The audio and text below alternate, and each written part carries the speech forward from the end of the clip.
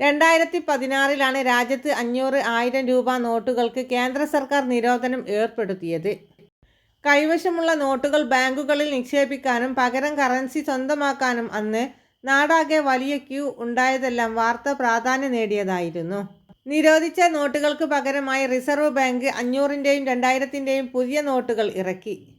എന്നാൽ ഏതാണ്ട് 2 വർഷങ്ങൾക്ക് മുമ്പാണ് ഇന്ത്യയിൽ 2000 രൂപയുടെ നോട്ട് അച്ചടി നിർത്തി. ഇതോടെ നിലവിൽ വിനിമയത്തിലുള്ള ഏറ്റവും വലിയ നോട്ട് 500ൻ്റേതായി. പിന്നീട് ഏറ്റവും വലിയ വിനിമയത്തിലുള്ള നോട്ട് 200ൻ്റേതായി. എന്നാൽ ഇവയ്ക്കൊപ്പം മറ്റു നോട്ടുകളും പുറത്തിറങ്ങിയെന്ന തരത്തിൽ ചിത്രങ്ങൾ പ്രചരിക്കുന്നുണ്ടായിരുന്നു. പുതിയ 5ൻ്റെയും 350 രൂപയുടെയും നോട്ടുകളുടെ ചിത്രമാണ് വ്യാപകമായി സമൂഹ മാധ്യമങ്ങൾ വഴി പുറത്തു വന്നത്.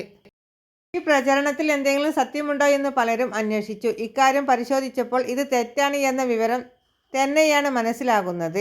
നിലവിൽ 5, 10, 20, 50, 100, 200, 500 എന്നീ നോട്ടുകൾ മാത്രമാണ് റിസർവ് ബാങ്ക് പുറത്ത് ഇറക്കിയിട്ടുള്ളത്. ഇതിൽ 5ൻ്റേത് ചിത്രത്തിൽ കാണുന്ന തരത്തിലുമല്ല.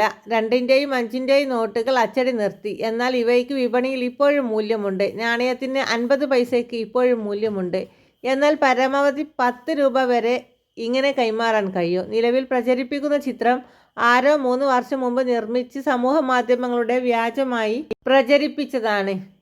റിസർവ് ബാങ്ക് ഓഫ് ഇന്ത്യ പുറത്തിറക്കുന്ന ഓരോ നോട്ടിനും നിയമപരമായി നിലവിൽ 2, 5, 10, 20, 50, 100, 200, 500 രൂപ നോട്ടുകൾക്ക് 1934 RBI ആക്ട് സെക്ഷൻ 26 പ്രകാരം കേന്ദ്ര സർക്കാർ ഗ്യാരണ്ടി നൽകുകയും ചെയ്തു.